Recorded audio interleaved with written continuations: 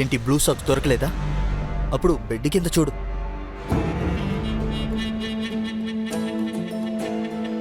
విరిగిపోయిన వస్తువు ఎప్పటికీ మనకి కష్టం ఇస్తుంది, వేరేది ఏది మనకి ఇవ్వదు.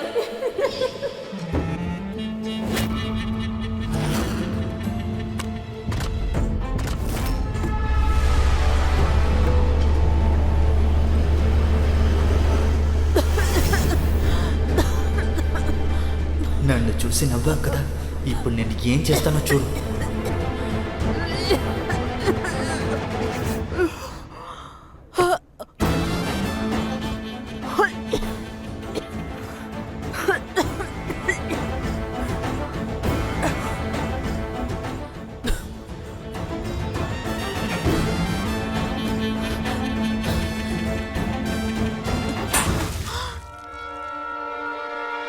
నీళ్ళు కింద పడిపోయిందే. సరే, ఒక పంచే. నువ్వు ముందు నా సాక్స్ని వెతుకు, ఆ తర్వాత కిందకి వెళ్ళి నీళ్ళు తాగు. వెళ్ళి కబోర్డ్ పైన ఉందేమో చూడు. వెళ్ళు.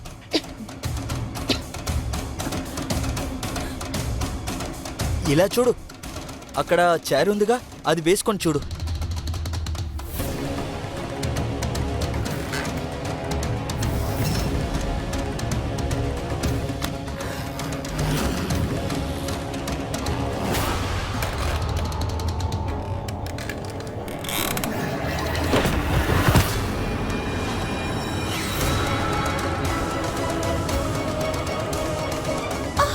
నొప్పిగా ఉంది. నీకిప్పుడు అర్థమై ఉంటుంది అనుకుంటా. బాగా తెలుసుకో, నీ సొంత కళే నేను జారేలా చేసింది. ఇంకోసారి ఎదుటి వాడిని చూసి నవ్వడానికి ముందు ఇది గుర్తుకొస్తుంది. కానీ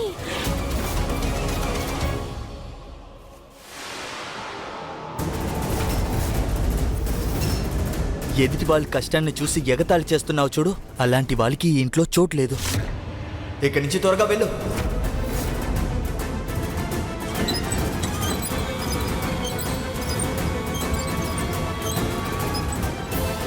ఒకరి గురించి పూర్తిగా తెలుసుకోకుండా ఎలా టార్చర్ చేస్తాడు? ఈ పిల్ల ఏమనుకుంటుంది? నాన్నగారి దగ్గర మంచి పేరు తీసుకుంటుంది. నేను నాన్నగారి దగ్గర తిన వల్ల తిట్లు తింటున్నాను.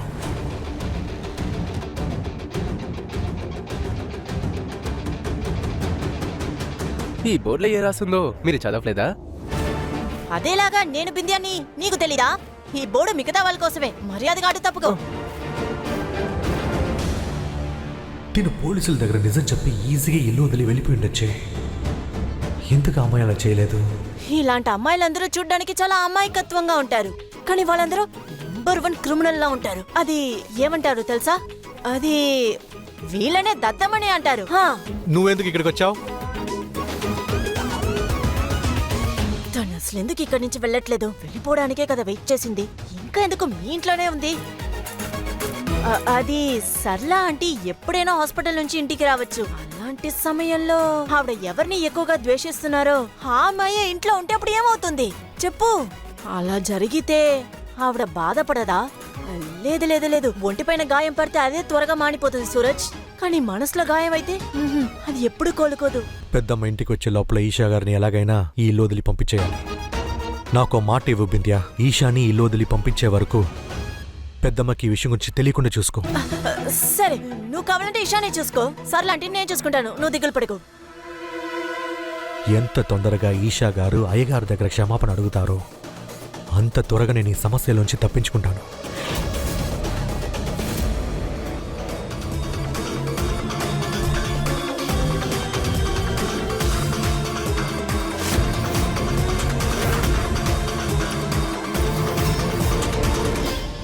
తాతయ్య మీకు ఇవ్వమని ఇచ్చారు.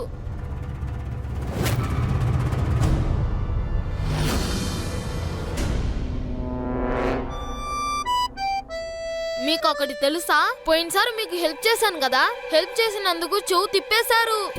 అందుకని మీకు ఇప్పుడు హెల్ప్ చేస్తే అప్పుడు అమ్మ నా చెవుని విప్పి నా చేతికి ఇచ్చేస్తారు. ఈసారి కూడా కాస్త హెల్ప్ చేయవా ప్లీజ్? ఒక్కసారి ఫోన్ ఇవ్వవా? నువ్వు చాలా పెద్ద బ్రేవ్ టైగర్ కదా.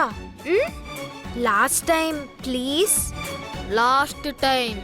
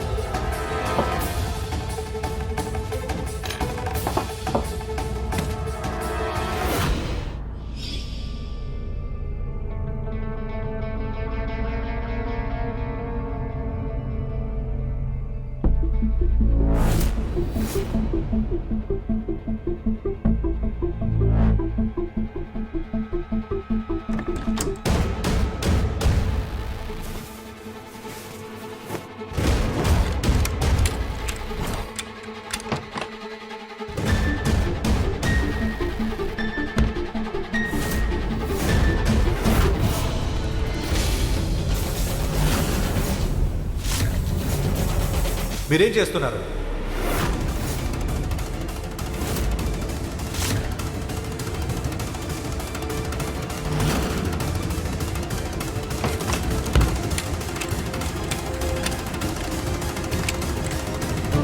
ఏం చేస్తున్నారు?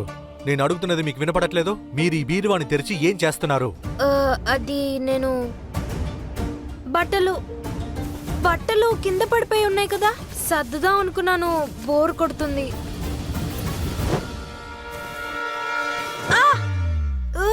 Idiot, rowdy వెదవా!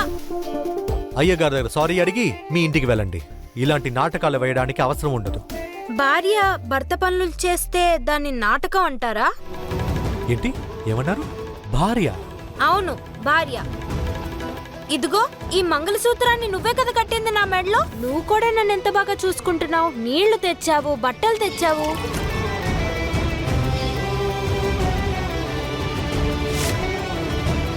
అలాంటప్పుడు ఈ ఇంటిని నిన్ను చూసుకోవడం పెద్ద ప్రాబ్లమా ఏంటి? అలాగా?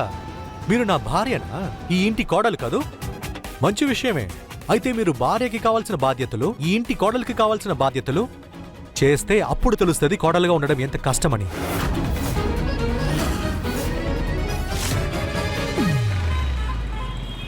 భగవంతుడా, నువ్వు నన్ను కాపాడావయ్యా. ఇంత ముఖ్యమైన విషయాన్ని నా దగ్గర నుంచి ఎందుకు దాచావు? కనీసం నాకు కూడా చెప్పకుండా మీరే పెళ్లి చేసేసుకున్నారు. ఇప్పుడు చెప్పు. నిన్న నువ్వు నన్ను చూడడానికి వచ్చినప్పుడు మందుల మత్తులో ఉండి నిన్ను సరిగ్గా పలకరించను కూడా లేదు. నిన్న నేనిక్కడికి అసలు రాలేదుగా. అది ఏంటది ఆంటీ. కాదు?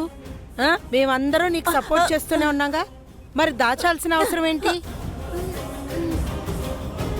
ఆంటీని నేను ఇదే ధ్యాసతో వదిలేస్తాను. అప్పుడే నిజం తెలిసిన సూరజ్ని నాకిచ్చి పెళ్లి చేస్తారు. చెప్పు. ఏం చెప్పాలి? అవన్నీ అలా వేగంగా జరిగిపోయిందంతే. నాకు అప్పుడేం అర్థం కాలేదు. అది కాకుండా నేను మీ దగ్గరికి వచ్చి చెప్పాలంటే సిగ్గుగా అనిపించింది. నేను భగవంతుని ఎప్పుడూ ఇదే వేడుకుంటూ ఉండేదాన్ని. నువ్వే నా సూరజ్ని పెళ్లి చేసుకుని నా ఇంటికి కోడలుగా రావాలని. ఆ దేవుడు నా కోరిక తీర్చాడు. నువ్వు సూరజ్ జీవితంలోకి వచ్చేసావు. చూస్తూ ఉండు, మెల్లమెల్లగా నా సూరజ్ ఇంతకు ముందున్న సూరజ్లానే మారిపోతాడు. క్షణంలో నా బాధలన్నీ పోగొట్టేశావు. సంతోషంగా ఉండమ్మా. సూరజ్ ఇవాళ కాపైనా రేపైనా ఆ అమ్మాయిని బయటికి పంపించేస్తాడు. ఇంకా ఆ తర్వాత మీరు కోరుకున్నట్టు నేనే వాడి పెళ్ళానవుతాను. ఆ బ్రహ్మచారి వ్రతాన్ని నేనే ఎరగొడతాను. ఇది చూడు, ఇది మా అమ్మ గుర్తుగా నా దగ్గర ఉన్న ఉంగరం. ఇది నేను నీకిస్తున్న బహుమతి. చాలా జాగ్రత్తగా పెట్టుకోవాలి మరి.